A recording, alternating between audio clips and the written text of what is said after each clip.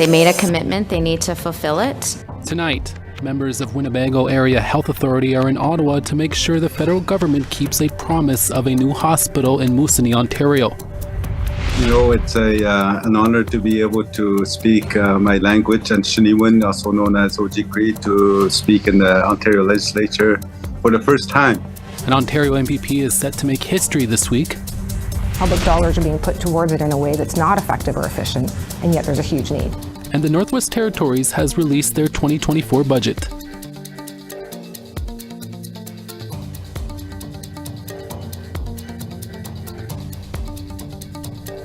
Good evening, I'm Krisa Nashkate. Welcome to APTN National News.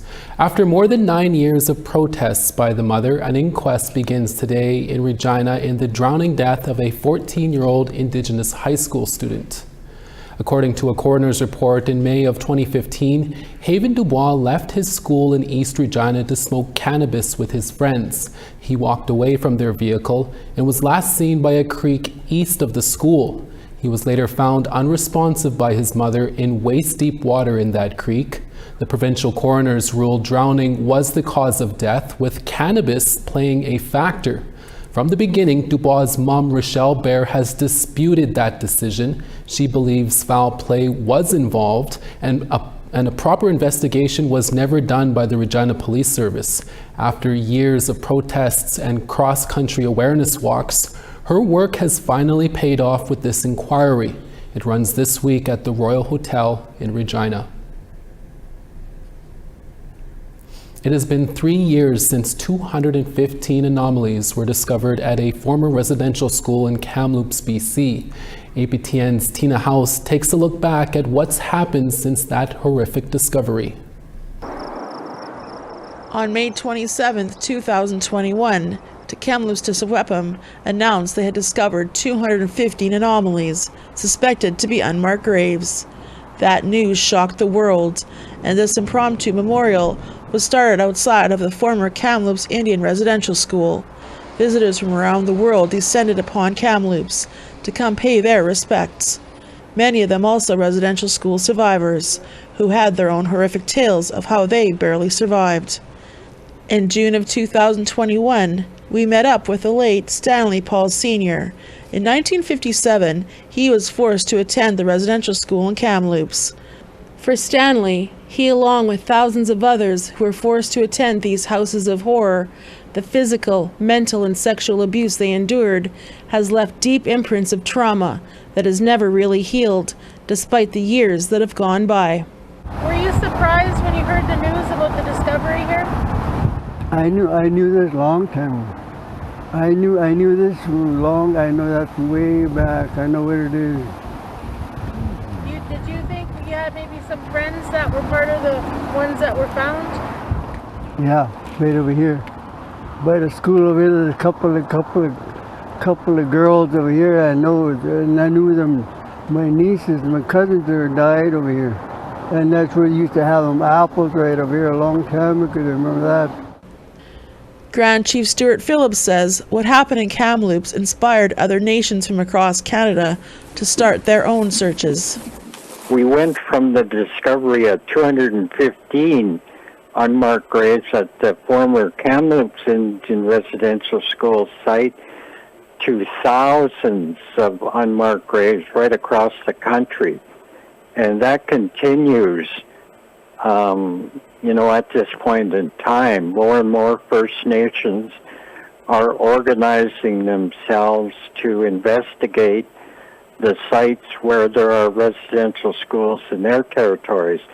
And for Kamloops Tisawepam, it's been 3 years since the discovery, and they released this statement.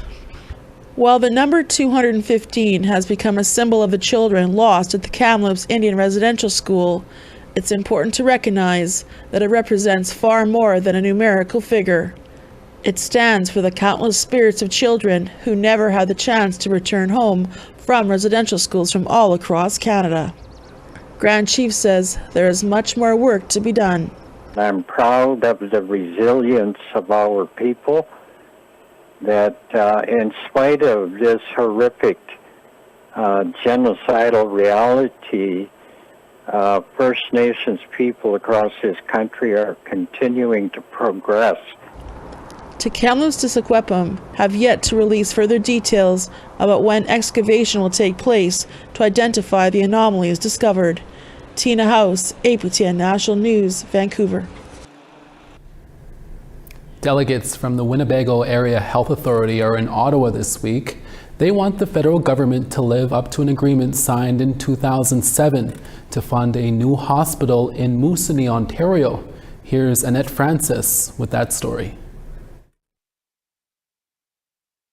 Or WAHA were supported by First Nations leaders as they spoke with media at the Assembly of First Nations head office. Lynn Innes is the president and CEO of WAHA. She said the 75-year-old Winnebago General Hospital has long surpassed its intended lifespan. They made a commitment. They need to fulfill it. We've been a good partner. The ministry of the provincial ministry has been a good partner. So the feds need to show up and fulfill their commitment. In 2007, the federal government signed a framework agreement to fund 45% to build a new health campus, including a new hospital on Moose Factory Island. The projected amount required from Ottawa is over $1 billion. Dr. Elaine Ennis said the hospital serves 5 coastal communities on James Bay, but it struggles with providing specialty services. We can no longer provide obstetrical care because we don't have the health human resources, which means that the furthest community, which is Peawanuck, they have to leave their community and fly all the way to Kingston so that they can have a baby. You know, this service should be available in our own hospital, in our own community. Chief Peter Wesley of Moose Cree First Nation says Canada has an obligation to the First Nations of Treaty 9. You have my formal invitation as Chief of Moose Cree to come to Moose Factory and see this hospital and the deplorable condition that it's in. It simply cannot stay as this going forward. This would not be tolerated in any other urban community. This would not be tolerated in Ottawa. APTN contacted Indigenous Services Canada for comment, but did not receive a response by airtime. Annette Francis, APTN National News, Ottawa. An Indigenous legislature is set to make history in Ontario this week. Ontario NDP MPP Saul Mamakwa will rise in the chamber on Tuesday to ask a question in OG Cree. His family, friends, and elders will be watching from the gallery. This is the first time the Ontario legislature will allow a language other than English or French to be used. Mamakwa is the only First Nation legislature at Queen's Park in Ontario. The moment comes decades after he was punished in a residential school for speaking his own language. Saul Mamakwa spoke with me earlier today about what it means for him, his mom, and what question he will ask in the chamber. You know, it's an honor to be able to speak my language, and Shiniwan, also known as OG Cree, to speak in the Ontario legislature for the first time. I'm really excited about it, but also I'm really deeply moved by it. You know, it's very monumental for me, just because, you know, for a long time, Indigenous languages across the country, you know, for so many decades have been we've been not allowed to speak. For example, in that case, you know, when we talk about Indian residential schools, when, you know, when we were punished, when we were, others were punished for speaking their native tongue. And that's very monumental. It's, you know, it's going to be, you know, an honor to be able to do that. I think it's you know, it's my mom's birthday tomorrow. She'll be 79, and that's certainly an extra added gift to her for her 79th birthday. The age of my mom and the need in the north. It's going to be regarding elder care. It's regarding long-term care for the people of Kiwetinoong, and that this is for them, not just First Nations people, but also the people that live in Sulikout, the seniors, the elders that live in Sulikout, where we do not have to move far. So I'm hoping, you know, I get a commitment to finally build the new long-term care facility that is so needed, so needed. We'll be watching tomorrow, Saul. Cuts, expenditures, and revenues, that was just part of this year's Northwest Territories government budget, which was recently presented in the legislature. Our reporter Charlotte Morit-Jacobs brings us the specifics and what implications this will have for the Dene, Métis, and Inuit north of 60. The closure of a jail, job cuts, savings in office leases, and even using the printer less. These are some of the cost-cutting measures the Northwest Territories government says they'll implement. On May 24th, Finance Minister Carolyn Wozniak tabled the 2024-2025 operating budget. The operating surplus sits at $294 million, with $2.6 billion in revenue and $2.22 billion in spending. This year will see $48.4 million in cuts across departments. As with the last few budgets, the NWT is creeping closer to the debt ceiling. Total debt is expected to reach $1.6 billion. That's just shy of $1.8 billion cap they can receive from the feds. So where will all the savings come from? One way of saving $2.7 million is with the closure of the men's jail in Fort Smith, which had more staff than inmates. The building may be repurposed into a wellness center. But they're all very well trained. We don't want to lose people. And it's an opportunity when you have multiple Indigenous governments from every region asking for the opportunity to have a greater lead, to look together and say, we have this wonderful piece of infrastructure. We have staff. It's being underutilized right now, and public dollars are being put towards it in a way that's not effective or efficient, and yet there's a huge need. The budget proposes cutting 91 public sector positions, reassigning positions that are currently filled.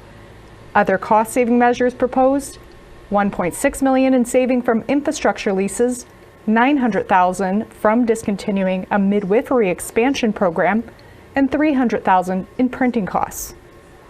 The minister also commends input from 900 public servants who submitted more than 1,800 suggestions on how to increase efficiency and revenue. Or that employees emphasized was highlighted, was literally highlighted in blue to all of us so that we knew that feedback and where it had come from. So it really was quite front and center. And some of what was suggested, again, not being ribbon cutting, like one of my sort of favorite things is fleet management, is actually having consolidated fleet management, and that was highlighted from staff. What does it mean over? I'll get to your question now. But what does it mean in terms of the system? With the closure of Diavik Diamond Mine in 2026 and the NWT's reliance on public service jobs, the minister says diversification is key. I don't even want to venture a guess as to how many budgets and how many years and how many assembly cycles there's been efforts to sort of quote unquote force a diversification of the economy from government to the private sector. The private sector is the best placed entity to diversify the private sector, not. The government can't create an economy or create a sector. We can be there to fill gaps. Wozniak says more money into housing will help attract and maintain workers. The budget cites diversification with new money for resource extraction projects, commercial fishing, tourism, and film. MLAs will discuss the proposed budget and vote before the end of spring session on June 13th. Charlotte Morit-Jacobs, APTN National News, Yellowknife. We're always looking for your feedback or story ideas. Here's how you can continue the conversation with us. If you have a story you want to see here, send us an email to news@aptn.ca. And to read and watch our stories you may have missed, go to aptnnews.ca. You can also find us online on your favorite social media sites, including TikTok, YouTube, LinkedIn, and X. Hit the follow or like APTN News button to join the conversation and see our latest stories. We have to take a quick 3-minute break, but when we return, we'll tell you how a certain street in Regina is getting more attention for all the wrong reasons. We'll be right back.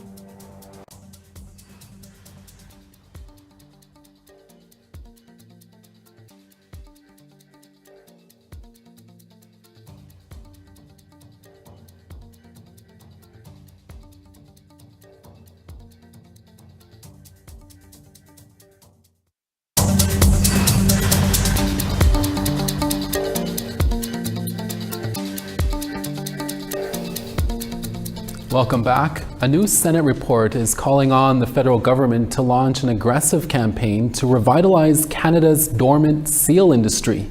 APTN's Fraser Needham has that story from Ottawa.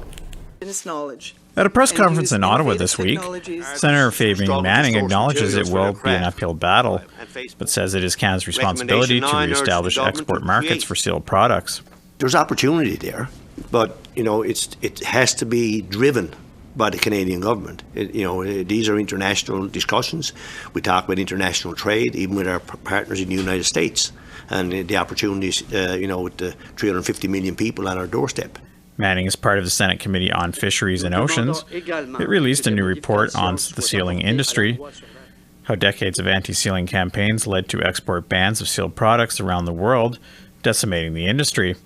The study makes 9 recommendations to revive the sealing industry, including implementing sustainable seal management strategy within 6 months, establishing a seal study center of excellence, and working with Indigenous governments and industry to formulate a national education campaign that accurately portrays seal harvesting. Senator Brian Francis is of Mi'kmaq heritage and also sits on the Senate's Fisheries Committee.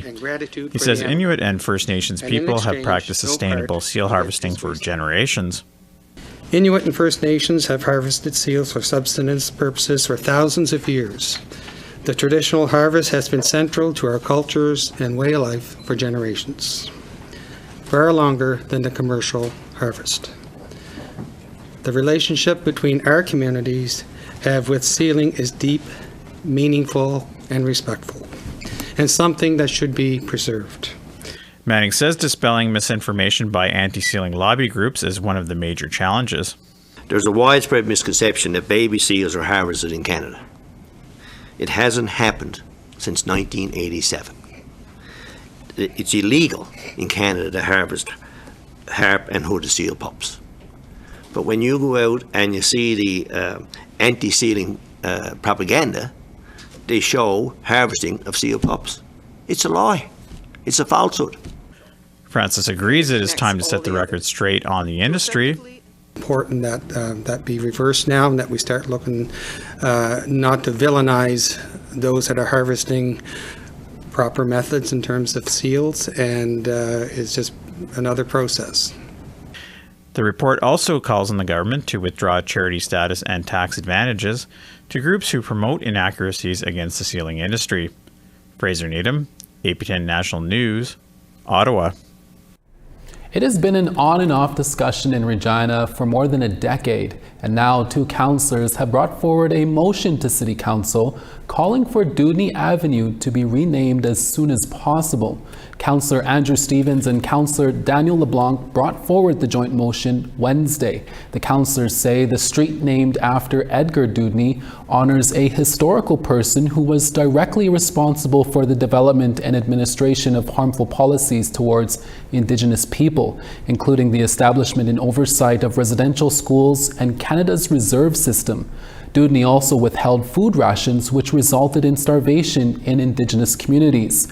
Regina Mayor Sandra Masters says the name could cost hundreds of thousands of dollars, and 2,500 businesses and residencies will be impacted. Councillor Stevens says changing the name is long overdue, and it simply can't be left on the back burner any longer. I think the fact that some folks are so resistant to it because they don't want to have these conversations makes it important. I'd say that this is fairly low-hanging fruit. If we cannot confront a name and changing placards and letterhead, I think it really does question our collective commitment to reconciliation, what it means. Nobody's erasing history. We should talk about Dudney, but does he deserve a place on that street is another question. I'd say no. Since 2016, Regina resident Jolie Big Eagle Kukwetaway also called for the street to be renamed to Buffalo Avenue as an act of reconciliation. City Council will debate the motion in a few weeks' time. Are you good at telling what the weather is and want to be on TV to do it? We'll tell you more in less than 3 minutes' time. Stick around.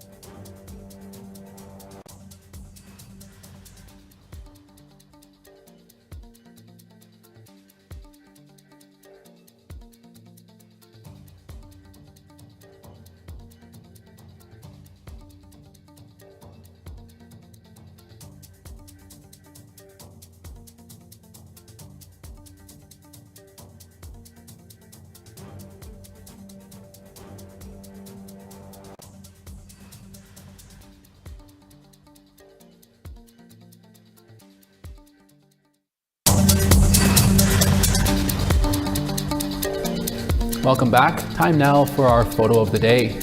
Cute baby alert. Grandpa sent in this picture of the family's newest addition.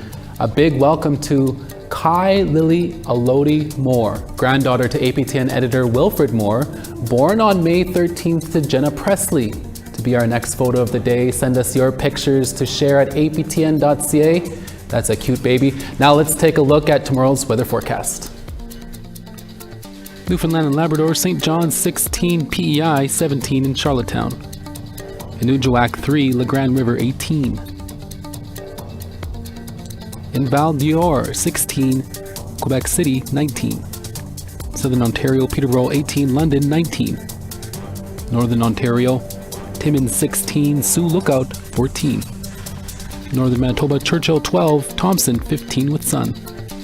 Southern Manitoba, Princess Harbour 13, Winnipeg 17 with rain.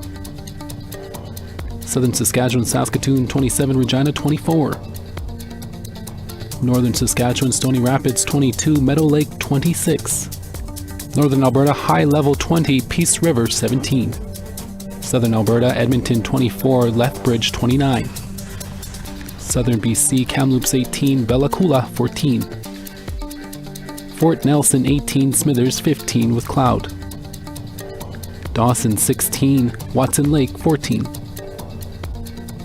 Yellowknife 15, Norman Wells 20. Sax Harbor 14, Inuvik 6. Baker Lake 6, Chesterfield 5. Arctic Bay -1 with rain, Aglulik 0 with rain as well.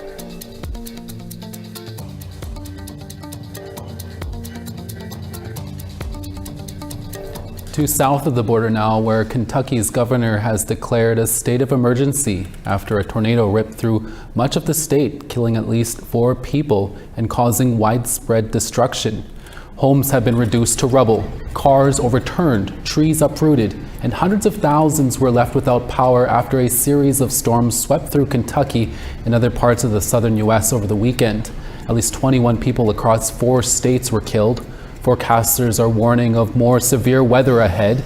Kentucky's governor says it could take days to restore the power. Some areas across the country received some interesting weather this weekend, including a late spring snow. For our first APTN News Weather Spotlight, Wilfred Moore sent in this weather report while out fishing on Winnemucca Lake, Ontario. Hi, I'm Wilfred Moore, coming to you from Winnemucca Lake, Ontario. I'm originally from Hollow Water. I'm here for the weekend, and as you can see in the background, it is a gloomy, cloudy sky. It is only 4 degrees outside.